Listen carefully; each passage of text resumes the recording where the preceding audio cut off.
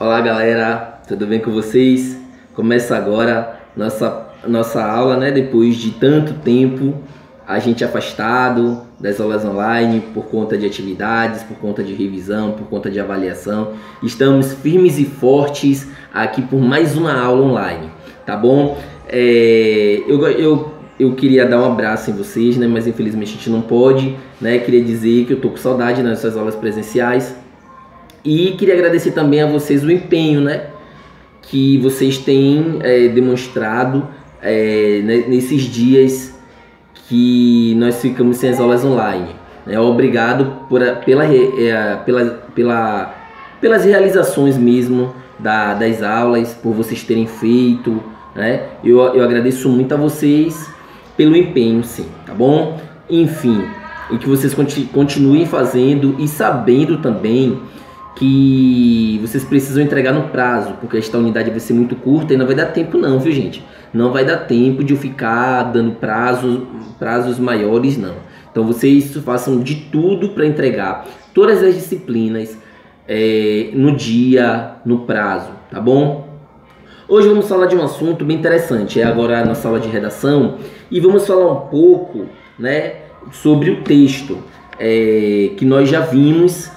A gente vai falar um pouco sobre a linguística e o que é a linguística, né? A ciência que estuda a língua, não a língua por si só, mas as transformações que essa língua sofre, ou as línguas sofrem com o tempo, né? O estudo pormenorizado das línguas, né? No nosso caso, da língua portuguesa.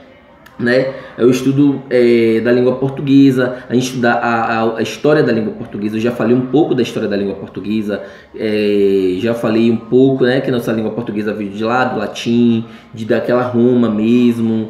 Esse latim, depois que foi transformado, sofreu grandes transformações depois da invasão dos bárbaros, né? E as línguas de substrato, né, elas influenciaram neste latim. Então este latim passou a sofrer muitas transformações, né? Inclusive os bárbaros que invadiram Roma e dominaram o território romano, eles preferiram continuar, né, aprender e continuar com a língua mesmo latina, né, com o latim, porque era a língua de prestígio. E por que eu digo que a língua deles, né, as línguas, né, porque não foram só os árabes, mas vários outros povos. Os árabes foram os que tiveram sucesso na invasão de Roma, que por 8 séculos eles conseguiram dominar, né, o território romano e fazer de escravos todos aqueles que perderam a guerra,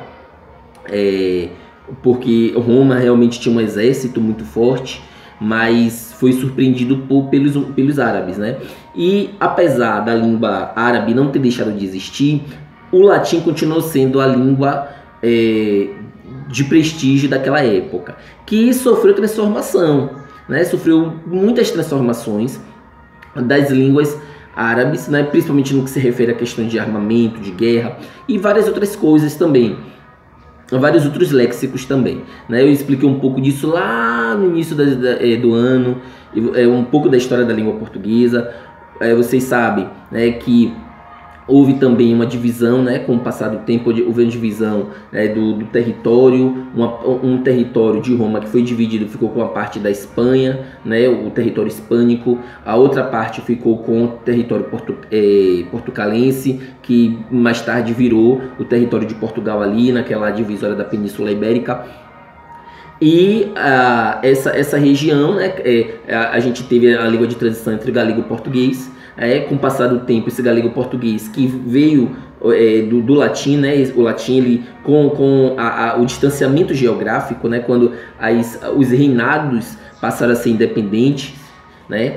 Como foi o caso do reinado hispânico com o reinado de Portugal, né?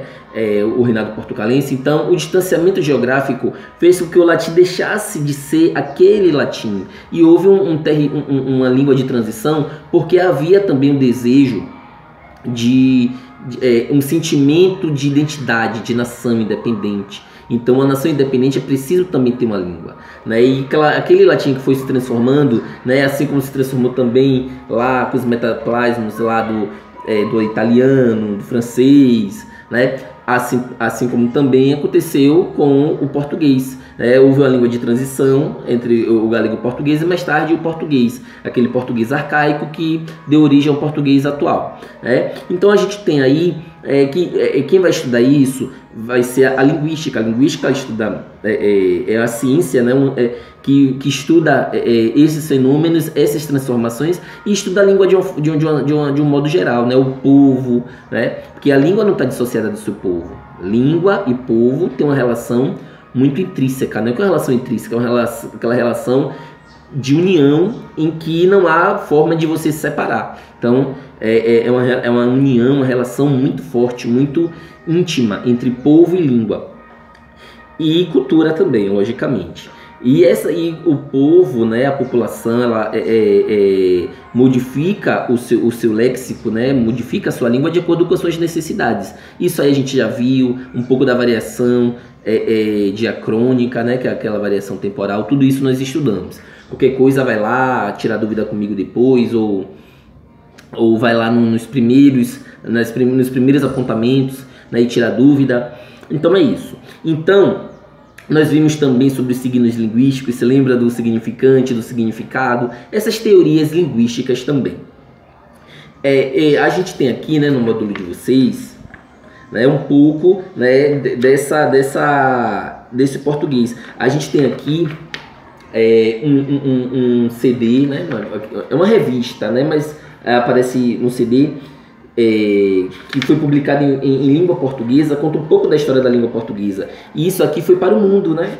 Isso aqui foi para o mundo, conta um pouco sobre a história, traz nomes muito grandes, né? Estudiosos da língua portuguesa, como José Saramago, o próprio Martinho da Vila, que é um artista, né? Mas que é um artista que traz um pouco dessa variação da língua portuguesa. A gente tem João Baldo Ribeiro, que foi um dos grandes escritores baianos e torcedor do Vitória, né? E temos Mia Couto também, né, nessa revista, que fala um pouco mais sobre o povo, sobre a cultura, sobre essa vida mesmo, né, da língua portuguesa, porque a língua ela é viva também, né? Você já viu aquela expressão língua morta, língua viva? A língua morta não quer dizer que a língua deixou de ser falada, mas aquela língua que está conservada, é aquela língua que não sofre aquelas transformações porque não faz parte da língua materna de um povo, né? Aquela língua que, como no caso do latim, quem nasce em Roma geralmente fala italiano, está ali dentro do território italiano, mas claro que aprende um pouco do latim, mas o latim mais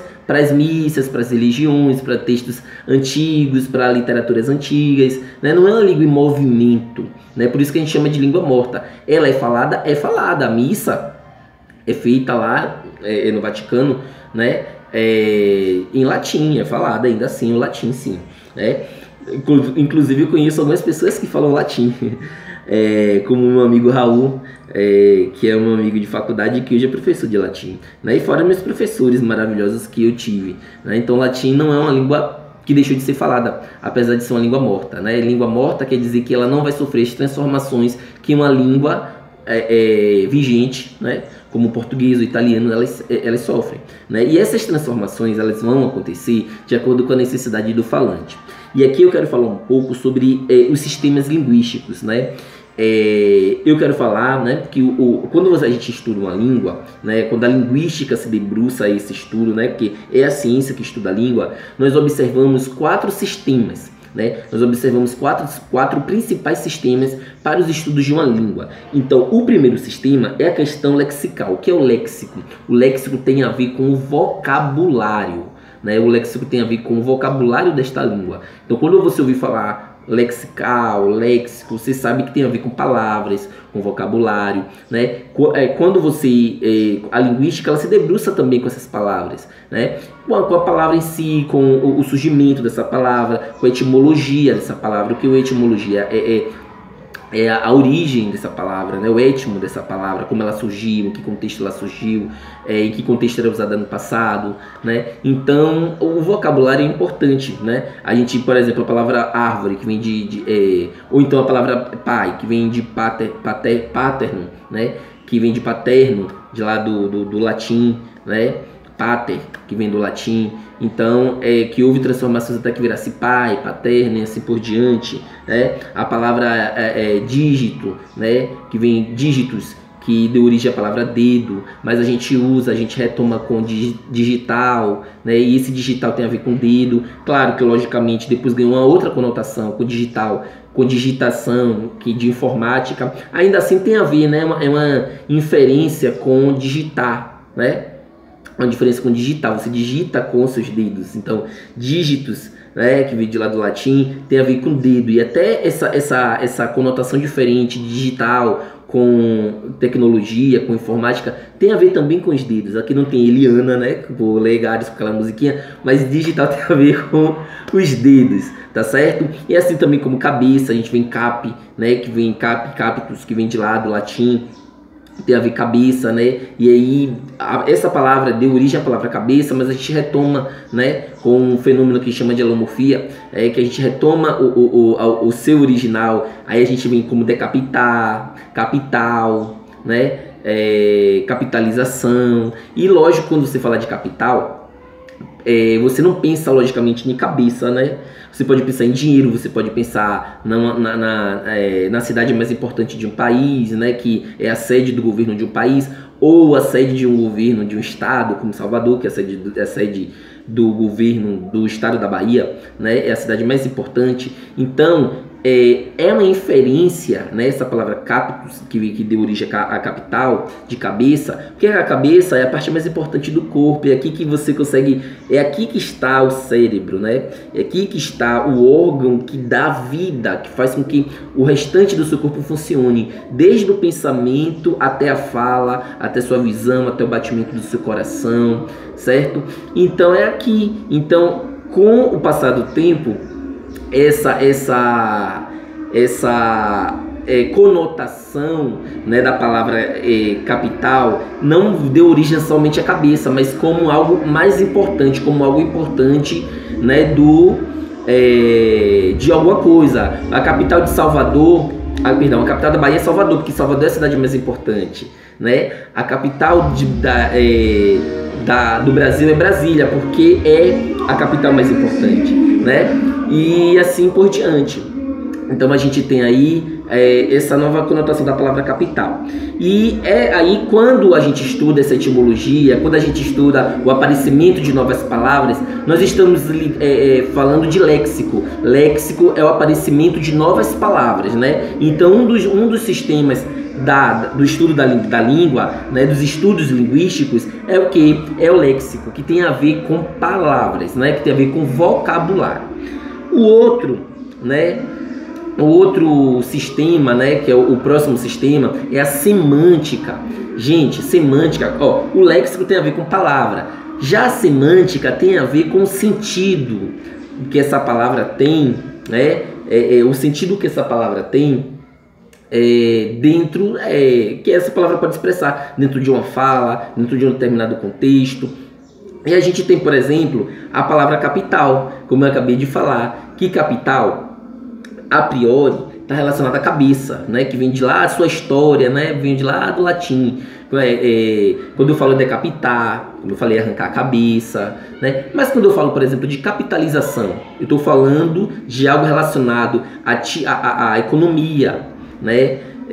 Algo relacionado à área da economia. Então eu tenho aí capitalização, tornar importante. Neste caso aí, capitalizar tornar em dinheiro, relacionado a dinheiro, né? Quando eu digo a capital de Salvador, eu estou me referindo a uma cidade, perdão, a capital da Bahia, estou me referindo à cidade, né? Mas quando eu digo o capital é importante para a compra de muitos materiais, aí estou falando de capital dinheiro. Então observe que esse léxico, né, ele vai apresentar sentidos diferentes de acordo com o contexto, e esses sentidos eles mudam, né? eles mudam de acordo com o contexto. E quem vai estudar esse sentido é a semântica. Então a semântica tá se referindo a sentido. Então é um dos sistemas dos estudos linguísticos. Além do léxico, que está relacionado ao vocabulário, o sentido desse vocabulário, quem se debruça é a semântica. Então quando eu falo estudos semânticos,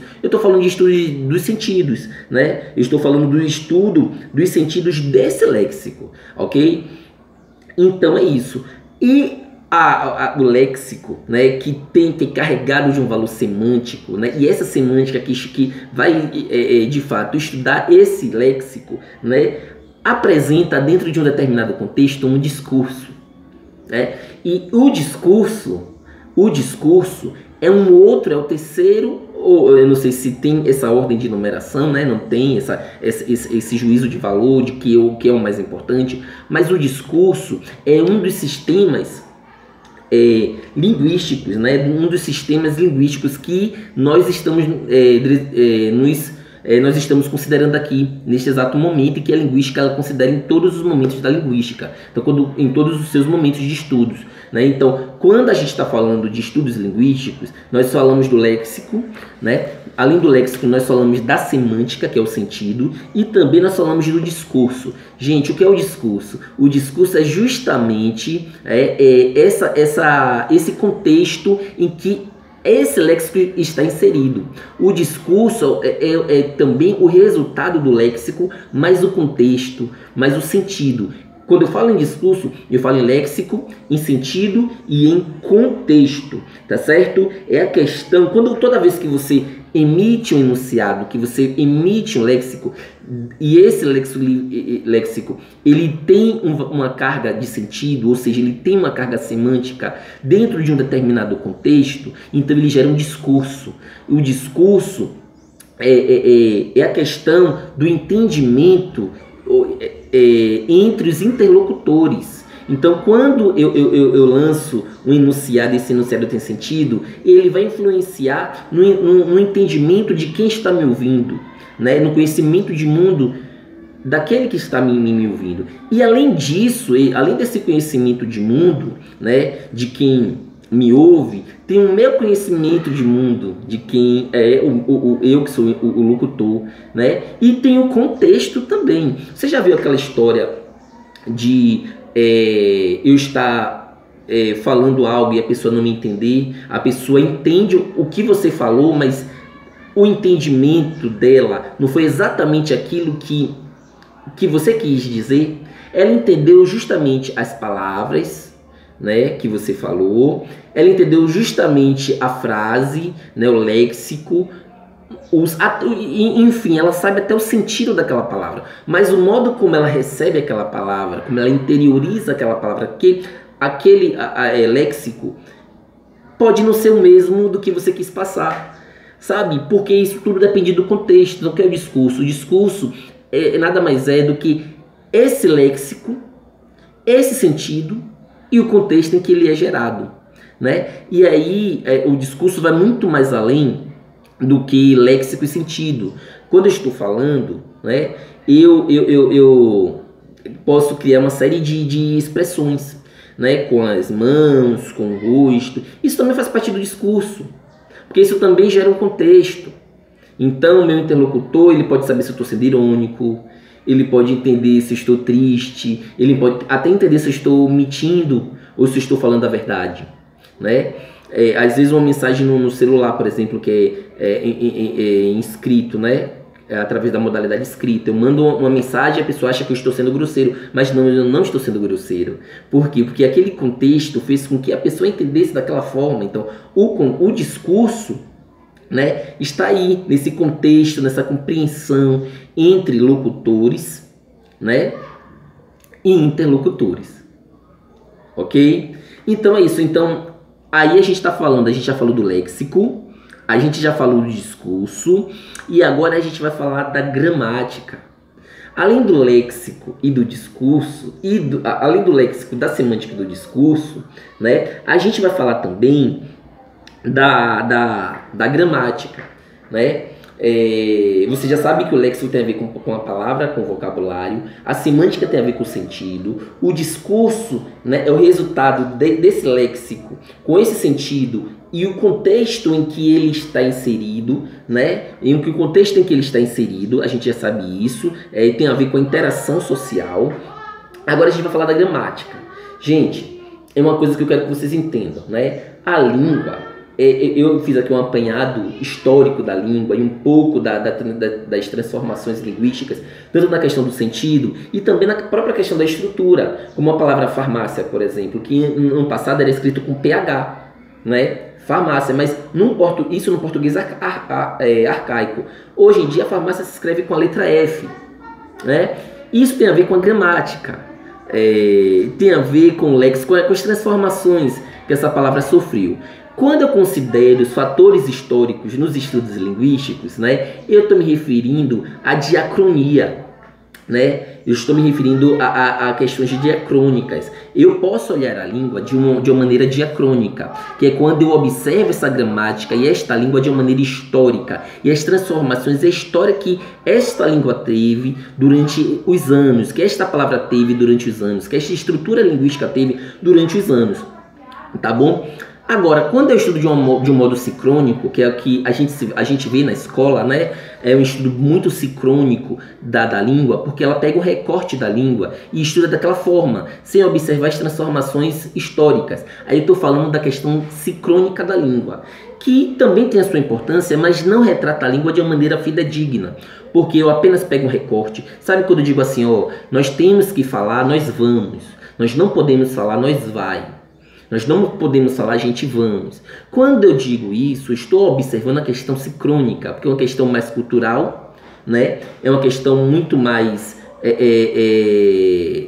normativa, né? E aí, quando eu digo que a gente não pode falar nós vai, porque está fora da norma culta da língua portuguesa, mas que faz parte da linguagem,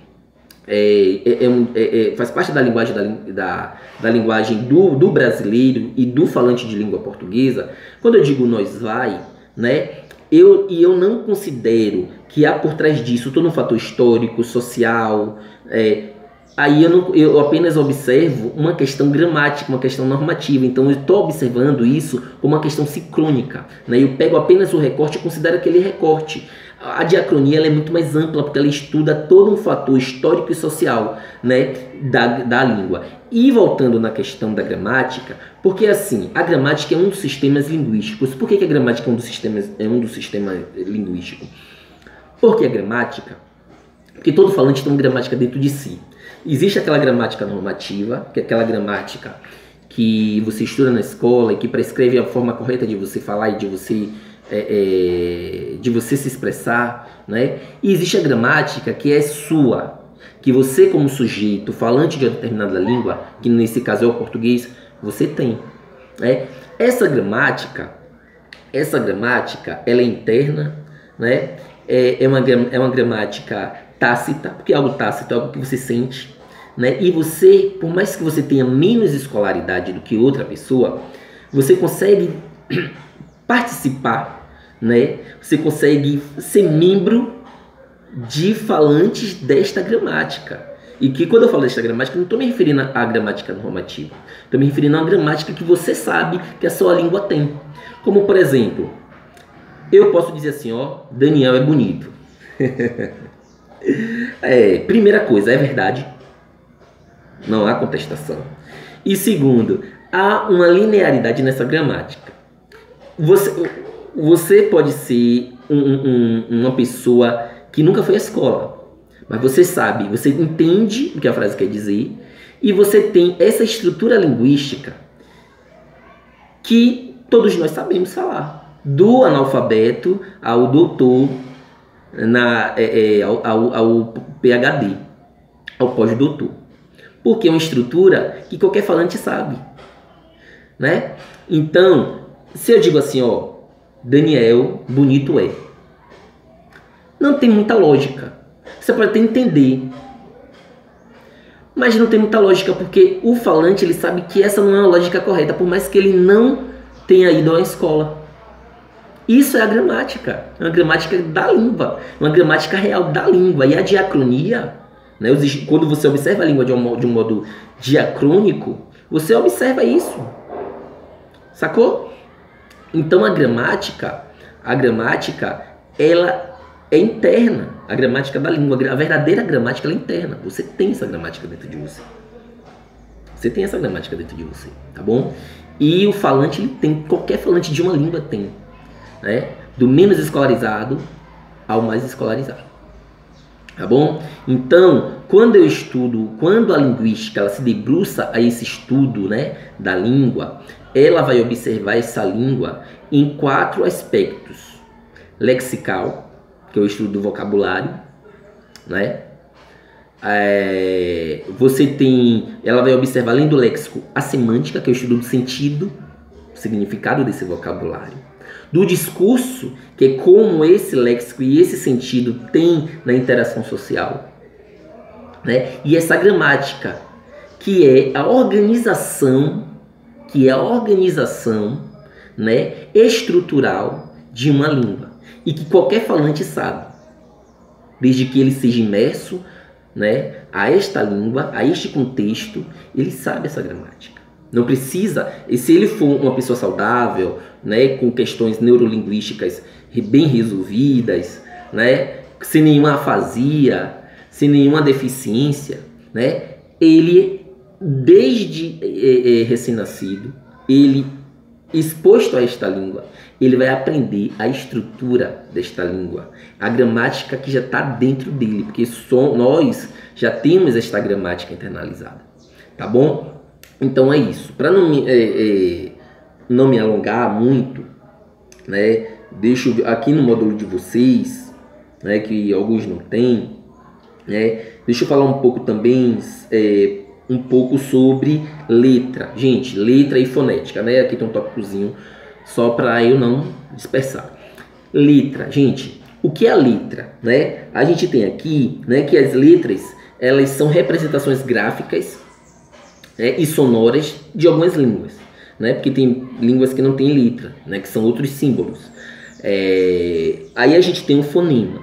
Gente, o fonema, né, não é a menor unidade de som, né, de uma língua.